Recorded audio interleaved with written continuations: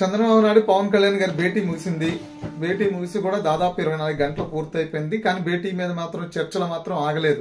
ఒక్కొక్క రకమైనటువంటి వాళ్ళకు తోసినటువంటి అనాలిసిస్ చేస్తూ ఒక్కొక్క మేధావి వర్గాలన్నీ రకరకాలుగా మాట్లాడుకున్నటువంటి పరిస్థితి. అనుకూల మీడియా అంతా కూడా, టీడీపీ అనుకూల మీడియా అంతా కూడా వాళ్ళకు అనుకూలంగా మాట్లాడుకుంటూ ఉంటే, ఇక మిగతా మీడియా ఛానల్ ఉంటే మనం చెప్పనవసరం లేదు.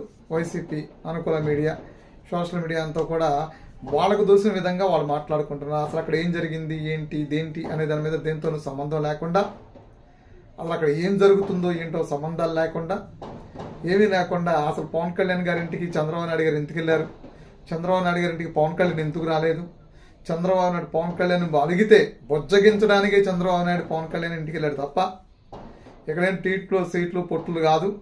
పవన్ కళ్యాణ్ చంద్రబాబు నాయుడు దగ్గర నుంచి అడిగినటువంటి సీట్లు కానీ అన్ని ఆ పొత్తుల విషయంలో సీట్లు చాలా వరకు అడిగారు. ఆ సీట్లు లేక వీళ్ళు పవన్ కళ్యాణ్ గారితో దూరంగా, అంటే పవన్ కళ్యాణ్ గారి సీట్లు అని చెప్పారు. లేదంటే బలమైనటువంటి జనసేన బలమైనటువంటి స్థానాల్లో మాత్రమే వాళ్ళ బలమైన స్థానాలను పోటీ చేస్తానంటే దానికి టీడీపీ వ్యతిరేకించింది. లేదంటే ఆయన ఆఫీస్ సీట్లు అడిగిన 15 సీట్లే ఇస్తా అన్నాడు, లేదంటే 25 సీట్లే ఇస్తా అన్నాడు. అందుకని ఆయన పొత్తుని పెట్టుకోవాలా వద్దా, పొత్తు పెట్టుకుని మనం ముందుకెళ్లాలా, లేదంటే పొత్తు పెట్టుకోకుండానే మనం ఇండివిజువల్గా వెళ్ళాలని ఆలోచించుకుంటున్నాడు అనేది ఒక సెక్షన్ ఆఫ్ మీడియా ఉండేటువంటి వాళ్ళు అనాలిసిస్ చేస్తున్నటువంటి పరిస్థితి. అనుకూల మీడియా అంతా కూడా చంద్రబాబు నాయుడు విజ్ఞత, ఆయన రాజకీయ పాటించేటువంటి సిద్ధాంతాలు ఎప్పుడు అందరూ నా దగ్గరికే రావాలనుకోవడం కాకుండా ఈయన కూడా ఇంకో పార్టీ అధ్యక్షుని కలవటానికి వెళ్ళటంలో ఇదే ఉందనేది చాలా గౌరవప్రదమైనటువంటి నిర్ణయాలు తీసుకుంటారు. అందులో భాగంగా వెళ్ళారు.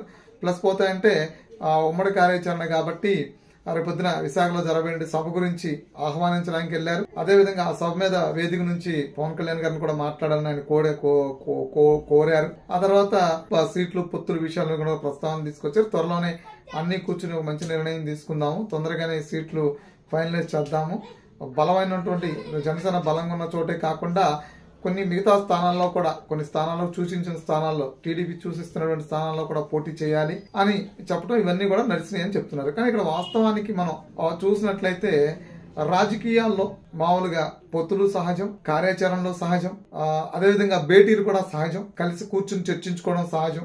అంతకుముందు విజయవాడ నోవేటర్లో కలిసి చర్చలు జరిపారు. ఒకసారి 1-2 సార్లు పవన్ కళ్యాణ్ గారిని కలిశారు. పవన్ కళ్యాణ్ గారు కూడా చంద్రబాబు నాయుడు గారిని 1-2 సార్లు కలిశారు. సో రాజకీయాల్లో చర్చలు సహజం, అలాగే భేటీలు సహజం, కలిసి పనిచేయడాలు సహజం, విడిపోయి తిట్టుకోవడము సహజమే, పార్టీలు విలీనాలు చేయడానికి కూడా సహజమే. ఎందుకంటే చిరంజీవి గారు కాంగ్రెస్ లో పీఆర్పీని విలీనం చేశారు కదా, అలా విలీనాలు కూడా సహజమే, అన్ని సహజమే. కానీ ఇక్కడ అసహజమైనటువంటి అంశం ఏంటి అంటే, ఒక ఇద్దరు రాజకీయ నాయకులు కూర్చున్నప్పుడు వాళ్ళిద్దరి మధ్య చర్చకొచ్చేటువంటి అంశాలు రెండే అంశాలు, రాజకీయ అంశాలు, ఉన్నటువంటి అధికార ప్రభుత్వంలో ప్రజలు ఎదుర్కొన్నటువంటి సమస్యలు, దాని మీద వీళ్ళు చేయబడినటువంటి పోరాటాలు, అదేవిధంగా కలిసి పోటీ చేస్తే గనక ఎలా పోటీ చేయగలగాలి, ప్రజల్లోకి ఎలా వెళ్ళాలి, ఏ ఎజెండాని ప్రజలు మనం తీసుకెళ్ళాలి, మేనిఫెస్టో, వీటిని మాత్రమే ఉంటాయి తప్ప మిగతా అంశాలు ఏమి ఉండవు. కానీ ఇక్కడ ఈ రాద్ధాంతం అంతా ఏంటి అంటే ఒక్కొక్కడు ఒక్కొక్క మాట్లాడుకోవడం అనేది అనవసరం. ఎందుకంటే ఒకవేళ పవన్ కళ్యాణ్ గారిని ఒకవేళ బొజ్జగించాలని చంద్రబాబు నాయుడు గారు వెళ్తే ఆయన స్కూల్ పిల్లాడు కాదు బొజ్జగించి తీసుకురావడానికి. సో ఒకవేళ బొజ్జగించే పరిస్థితులు ఉన్నాయా అంటే వాళ్ళిద్దరితో ఒకటే ఎజెండా.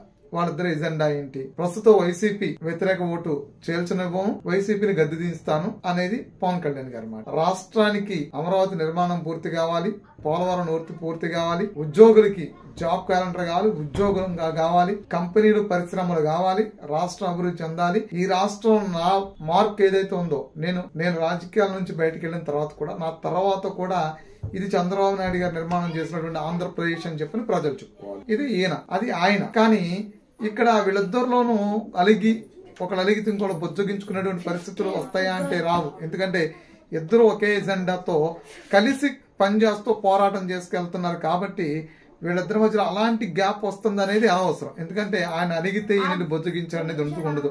ఎందుకంటే ఆ బొజ్జగించేటువంటి పరిస్థితులు కూడా ఉండవు.